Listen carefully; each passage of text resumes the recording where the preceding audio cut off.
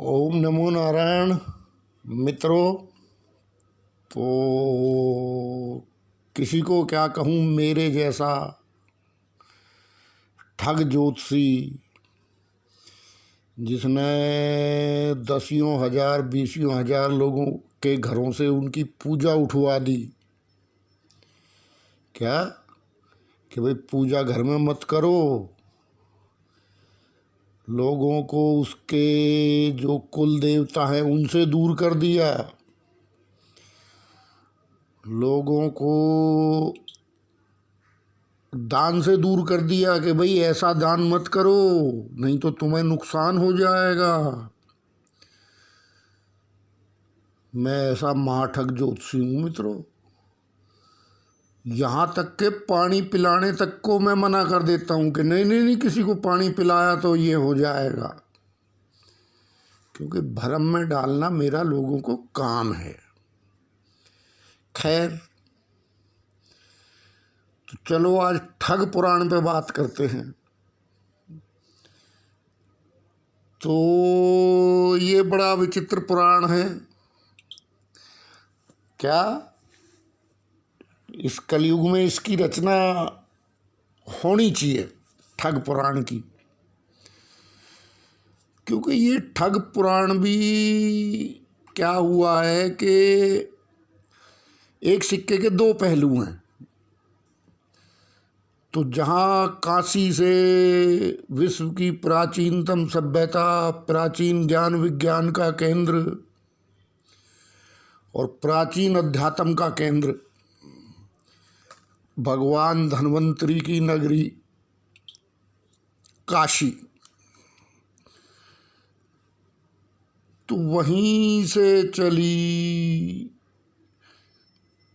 उस महान ज्ञान विज्ञान के समानांतर कुछ तेज बुद्धि लोग भी थे।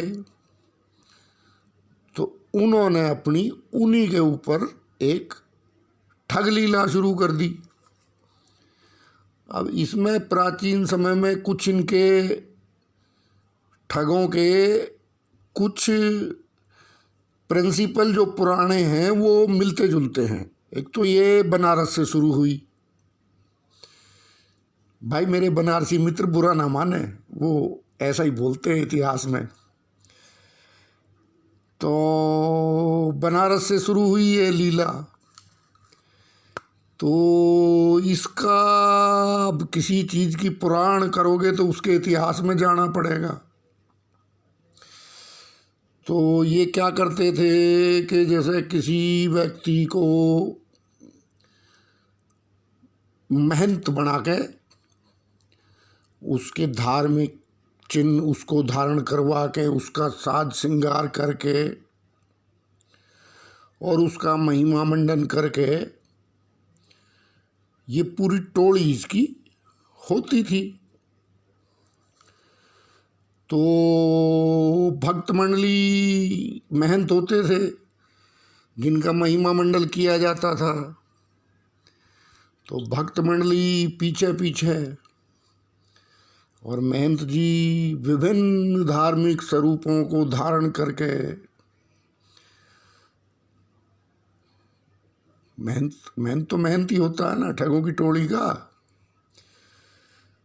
तो पीछे जो है उस महंत जी के कोई चिमटा लेके, कोई शंख लेके, कोई झांझ लेके, कोई मजीरे लेके, विभिन्न तरह के घंटे घड़ियाल लेके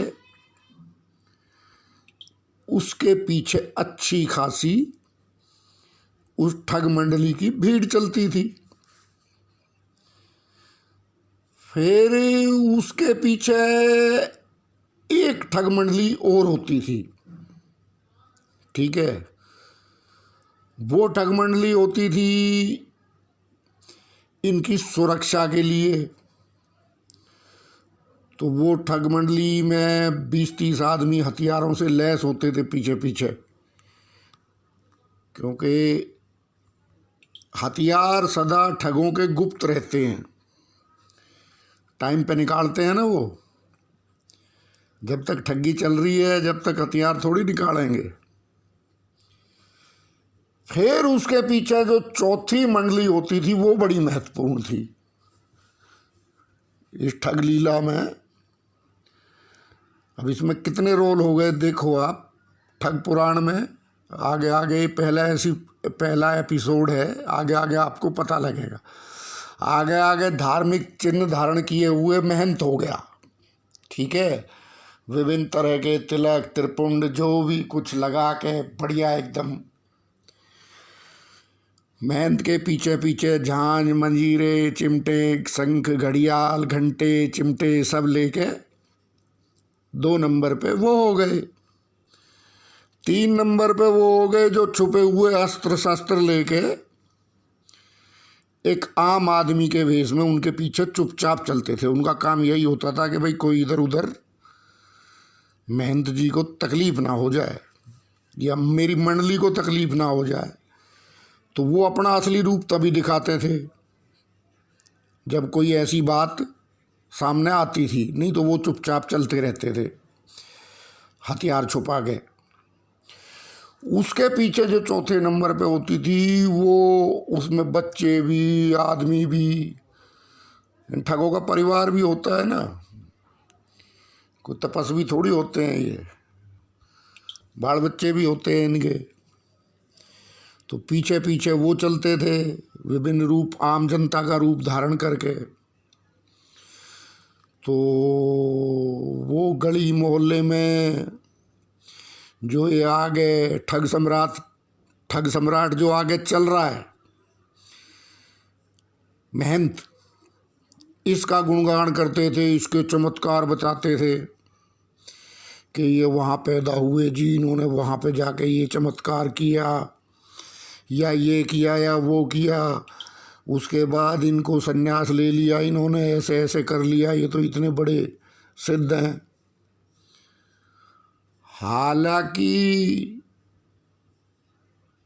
अगर चिड़िया की आँख की तरह देखा जाए, ना पूरा पेड़ देखा जाए ना चिड़िया देखी जाए, खाली चिड़िया की आँख देखी जाए तो साफ सी बात है कि महंत बर्तन मांज रहा होता या कहीं खान पे मजदूरी कर रहा होता या किसी फैक्ट्री में गार्ड लगा होता। जो मेहनत की काबिलियत की बात करें तो, लेकिन धर्म चिन्ह धारण करके कोई भी महंत बन सकता है। तो यही ठग मंडली आने वाले समय में इतना विस्तार कर गई कि बड़े बड़े मठों पे, बड़े बड़े मंदिरों पे, या कहूँ देश पे ही काबिज हो गई। ठीक है, समझ गए? नहीं समझे तो अब सारे महत्वाकांक्षी लोग, इनका एक और इसमें अच्छी बात कहूँगा मैं तो, अपना परिवार बढ़ाना। तो किसी भी महत्वाकांक्षी खाली दिमाग का चतुर हो, उस लोग को तुरंत अपनी मंडली में मिला के उसकी संख्या बढ़ाते चले जाते थे। इन लोगों ने बुद्ध धर्म में यही किया। बुद्ध धर्म का बंटाधार करने वालों में कौन थे? यही महंत मंडली थी। देश से विदेश से कहाँ कहाँ से लोग आ गए और संघों पे काबिज हो गए, क्योंकि उनके पास भीड़ थी। सिद्धों की तो परीक्षा ली जाने लगी। क्या? सिद्धों की परीक्षा ली गई और इनके जो संघ थे उन पे सारे ठग देश के विदेश के आके, क्योंकि ठग ठग मोसेरे भाई, उसमें देसी विदेशी कुछ चलता नहीं है, तो सारे व्याभिचार के अड्डे बन गए थे उस टाइम में। तो इतने ये बली हो गए थे ठग। तो साधारण जो मनुष्य हैं, जो कि इन मेहनतों का क्या करते हैं, वो महिमा मंडन, तो महिमा मंडन करते हैं, जो इनके चमत्कार सुनाते हैं तो और लोग आकर्षित होते हैं। अब गुणगान ही गुणगान, अब गुणगान के साथ माया और आत्म प्रशंसा। असल में ठग पुराण जानने से पहले आपको ठगों के भी तो दिमाग में उतरना पड़ेगा ना। तो ठगों का पहला जो ये व्यसनी काहे के होते हैं ठग, कि एक तो व्यक्ति इनके गुणगान, क्योंकि जब बरसों से ये चल रही हैं तो महंत जी को तो फिर आदत पड़ जाती है ना गुणगान की। क्या गुणगान ही इनका धन है। और वैसे माया तो फिर चारों तरफ बरसती है, जिसके साथ इतनी बड़ी मंडली हो। जबकि असलियत में क्या होता है कि जीवन के भयंकर संघर्ष से डर के ये बुद्धिमान प्राणी ये स्वरूप धारण कर लेता है। उस सिद्धों को भी चैलेंज देने लगता है, क्योंकि फिर ये सर्वे सर्वा बन जाता है ना सब धर्मों का। क्या फिर चाहे शंकराचार्य हो कोई भी हो, सबको चैलेंज देगा ये। तो भक्त मंडली किस किस प्रकार की होती थी ठगों की, इनका मॉडल क्या था और इनका भेष क्या था। ठग पुराण में आपने जाना अभी तक ये, और झूठी वंदना, आत्म प्रशंसा। बात ये है आत्म प्रशंसा और झूठी वंदना। अब जिसकी औकात ये है कि उसको कोई गार्ड की नौकरी ना दे अपने फैक्ट्री में या अपने मकान पे, लेकिन वो तो अभी हजारों आदमी खुद रख रहा है। क्या आप देख लो, ये मठाधीश आपको जीवन के हर क्षेत्र में मिल जाएंगे, झांझ मंडली भी मिल जाएगी और झूठी वंदना भी मिल जाएगी। अब इन मंडलियों में भर्ती भी 24 घंटे खुली रहती है। क्या भर्ती खुली थी जब ही तो बौद्ध संघों का ये हाल हुआ था। क्या अब ये क्या करती है मंडली कि कुछ तो उसमें मोक्ष के लालची होते हैं। बात यह है इंसान का स्वभाव बचपन से ही जुआरी है, तो कुछ मोक्ष के लालची,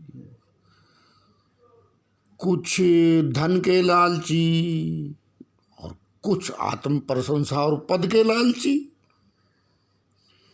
ये सब लोग आके मंडली में मिलते जाते हैं और एक दिन समुंदर का रूप मंडली, जो एक छोटी सी ठग मंडली चली थी, वो एक दिन समुंदर का रूप धारण कर लेती है।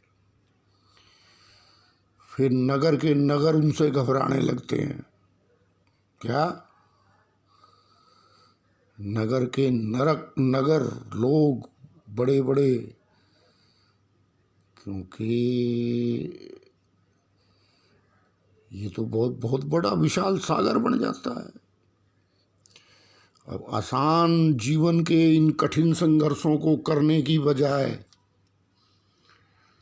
जीवन के संघर्ष में युद्ध लड़ने की बजाय ये अपना कोई शगुफा रखते हैं। ठीक है, तो उसके सहारे ये चढ़ते जाते हैं नई नई ऊंचाइयां। तो अब आपको ठग पुराण कुछ कुछ समझ में आ रही होगी, लेकिन इसमें क्या है कि ये आत्म प्रशंसा एक दिन ठग को ले डूबती है, ठग उसी में डूब के मर जाता है। ये आत्म प्रशंसा का इतना आदी हो जाता है, आपने देखा भी होगा जीवन के प्रत्येक क्षेत्र में। थोड़ी दृष्टि को खोलो तो पता लगता है कितने बर्बाद हो गए आत्म प्रशंसा के चक्कर में। दूसरा, इसमें एक बात होती है कि रंगा हुआ सियार होता है ये। भाई असली साधु तो होता नहीं है, असली साधु थोड़ी होता है। ये तो बस ऐसी मनमुखी साधु होता है, ना इसका कोई गुरु ना इसका कोई पीर, इसकी तो माया ही गुरु है। मान सम्मान और धन पद और आत्म प्रशंसा यही गुरु हैं इन लोगों के। तो इस तरह से गुरु लोग बताते हैं कि एक फकीरी लेख की, तो एक फकीरी लेख की वो हो गई कि जिसमें परमात्मा लिख देता है कि भाई ये मेरा बच्चा तो मेरे नाम पे भजन करेगा, तो वो फिर घर में नहीं रहता, छोड़ छाड़ के निकल जाता है, परमात्मा के भजन में लीन हो जाता है। ये दुनियादारी के फंदे में नहीं फंसता हो। फिर एक फकीरी मेघ की फकीरी ये हो गई कि भाई कोई किसी से प्यार हो गया, वहाँ धोखा हो गया, या कोई व्यापार में धोखा हो गया, या किसी प्रियजन की मृत्यु हो गई, तो इस संसार से दिल टूट गया। तो इस संसार से दिल टूट गया, या कोई राजदंड ऐसा लग गया, झूठा या सच्चा जो भी है, तो वो कहता है ये दुनियादारी तो बेकार है। तो वो भी फकीर बन जाता है। चलो वो भी थोड़ी, एक तो फकीरी लेख की हो गई कि उसको तो घर बांध ही नहीं पाता है। एक फकीरी मेघ की, तो वो बेचारा, चलो उसकी स्थितियां ऐसी हो जाती हैं कि वो भगवान की शरण में पहुंच जाता है। एक फकीरी मुड़ मुड़ के देख की, अब इस फकीरी में तमाम ठग आ जाते हैं। क्या? आत्म प्रशंसा, माया, धन पद, कोई ऐसा लालच और कोई ऐसा लोभ दुनिया का जिनको जहर बताया है ऋषियों ने, कोई ऐसा सब बुराइयां इन लोगों में होती हैं। ठीक है, और ये समाज के लिए बहुत घातक सिद्ध होते हैं। तो ऐसे ऐसे ही बस क्या करें, जो सिद्ध लोग हैं बेचारे, उनको भजन करने के लिए जगह नहीं है। क्या? शेर से नहीं डरते थे वो, ना शेर से डरते थे, ना सर्दी गर्मी से डरते थे, किसी चीज से नहीं डरते थे, ना जंगली जानवरों से डरते थे, ना बियाबान जंगल से डरते थे। लेकिन इस दो पैरों वाले चतुर आदमी ने सब डरा के रख दिए। ये इतना गिरा हुआ इंसान है, ये दो पैरों वाला प्राणी, कि इसने सब डरा के रख दिए। तो ठीक है, ठग पुराण का पहला एपिसोड है, दूसरा एपिसोड आपको और बताऊंगा, क्योंकि मैं भी एक ठग ही हूँ ना, महाठग हूँ मैं तो। क्यों? अच्छा मित्रों, ओम नमो नारायण।